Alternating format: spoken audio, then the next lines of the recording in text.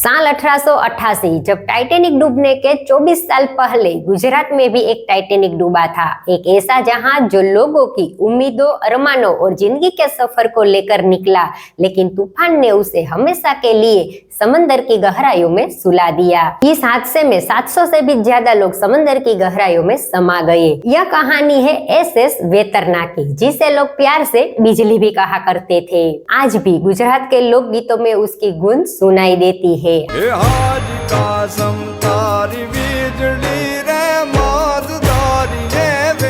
चलिए video start करते हैं और जानते हैं दुनिया इतनी बड़ी त्रासदी को कैसे भूल गई और कैसे वो जहाज समंदर में अचानक गायब होकर पीछे छोड़ गया। एक ऐसा रहस्य जिसे आज तक कोई सुलझा नहीं पाया। 1888 जब दुनिया तकनीक के सहारे आगे बढ़ने की शुरुआत कर रही थी, तब स्कॉटलैंड के ग्रेज माउथ डॉकयार्ड में 3 साल की कड़ी मेहनत के बाद एक शानदार जहाज तैयार हुआ।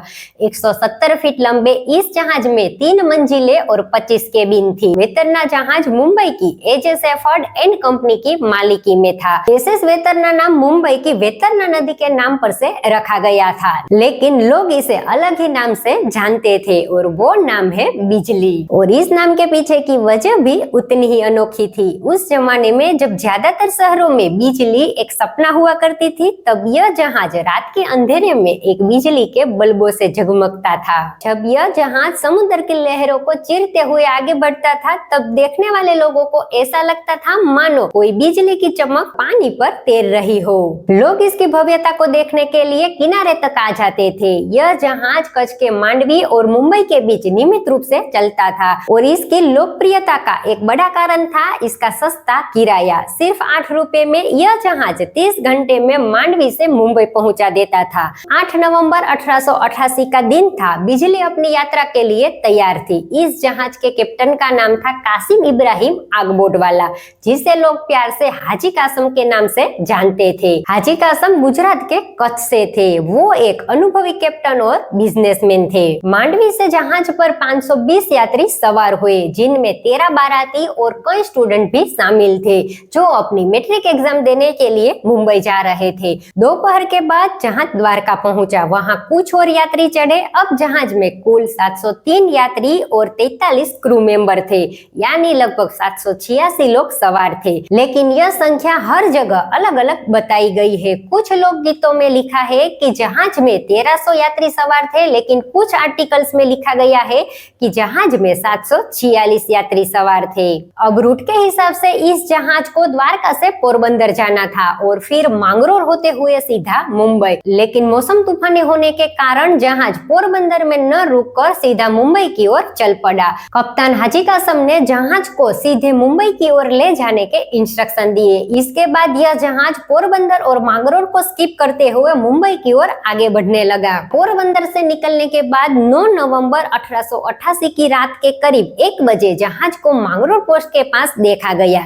ये आखिरी बार था जब जहाज को सही सलामत देखा गया था और फिर रात के अंधेरे में एक भयानक तूफान ने इस जहाज को अपनी झपेट में ले लिया और यह था साल 1888 का अरेबियन सी साइक्लोन, जो काफी ज्यादा विनाशकारी था। समंदर की लहरों ने इसे सदा के लिए अपनी गहराइयों में समा लिया। कई जगह पर ऐसा लिखा गया है कि कप्तान को तूफान की वार्निंग दी गई थी, लेकिन उन्होंने इस वार्निंग को नजरअंदाज कर दिया। लेकिन असल में उसे किसी भी तरह की कोई वार्निंग नहीं मिली थी। पोरबंदर के पास एक छोटा सा टाउन है माधवपुर। आखिरी बार कुछ लोगों ने सुबह के 4 से 5 बजे के करीब इस जहाज को समुद्र में डूबते हुए देखा था। दूसरे दिन 9 नवंबर को जब तूफान शांत हुआ, तब किनारे पर एक अजीब सी शांति छा गई थी। वो शांति जो विनाश के बाद आती है।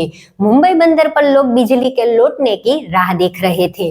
दिन बीतते गए, लेकिन जहाज का कोई पता नहीं चला। बाद में इसे ऑफिशियली मिसिंग डिक्लेयर कर दिया गया। इसके बाद कई स्टीमर्स को अलग अलग रूट्स पर भेजा गया ताकि जहाज और उनके यात्री अभी भी सलामत हो तो उसे बचाया जा सके। लेकिन इस जहाज का ना तो कोई सुराग मिला और ना ही कोई कोई यात्री। बॉम्बे प्रेसिडेंसी और कुछ शिपिंग कंपनियों ने इस जहाज के मलबे को खोजने के लिए एक सर्च ऑपरेशन भी चलाया, लेकिन इन सर्च ऑपरेशन में कोई भी प्रकार का कोई सुराग नहीं मिला। इस सर्च ऑपरेशन में 14,000 खर्च हुए थे, जो उस जमाने में काफी बड़ी रकम मानी जाती थी। जब एसएस वेतरना गायब हुआ तो बॉम्बे प्रेसिडेंसी ने एक कमेटी बनाई, जिसे मरीन कोर्ट ऑफ इंक्वायरी कहा गया। इस कमेटी का काम यह पता लगाना था कि आखिर ये त्रासदी हुई कैसे। इस इंक्वायरी में पता चलता है कि इस जहाज की सुरक्षा का बिल्कुल ध्यान नहीं रखा गया था। न तो पर्याप्त लाइफ बोट्स थे और न ही पर्याप्त लाइफ जैकेट। दूसरी बात यह थी कि इस जहाज में और इसी कंपनी द्वारा बनाए गए अन्य जहाजों में लगे बैरोमीटर बहुत खराब गुणवत्ता के थे। ये बैरोमीटर मौसम की स्थिति मापने के लिए लगाए जाते थे, लेकिन उनकी खराबी की वजह से जहाज के क्रू मेंबर्स तूफान के खतरे का सही अंदाजा नहीं लगा पाए।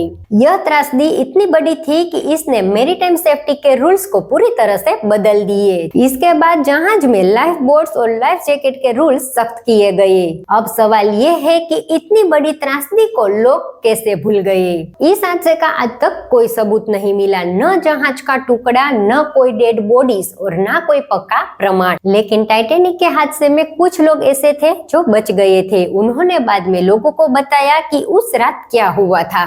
जब टाइटैनिक डूबा तो उसकी कहानी ने दुनिया को हिला दिया।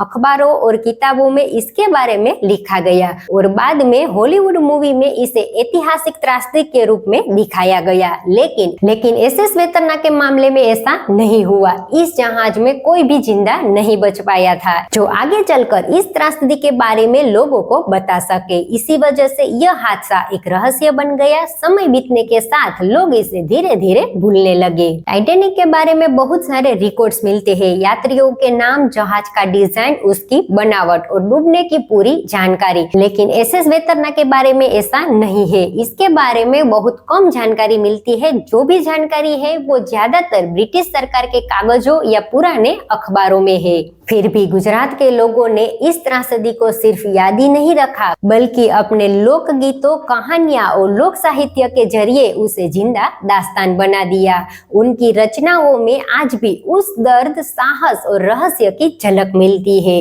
जो इस घटना को हमेशा यादगार बना देती है। आज का वीडियो यहीं पे समाप्त करते हैं। कमेंट करके जरूर बताना, क्या आपने पहले कभी एसएस वेतरना यानी कि गुजरात टाइटैनिक के बारे में सुना था?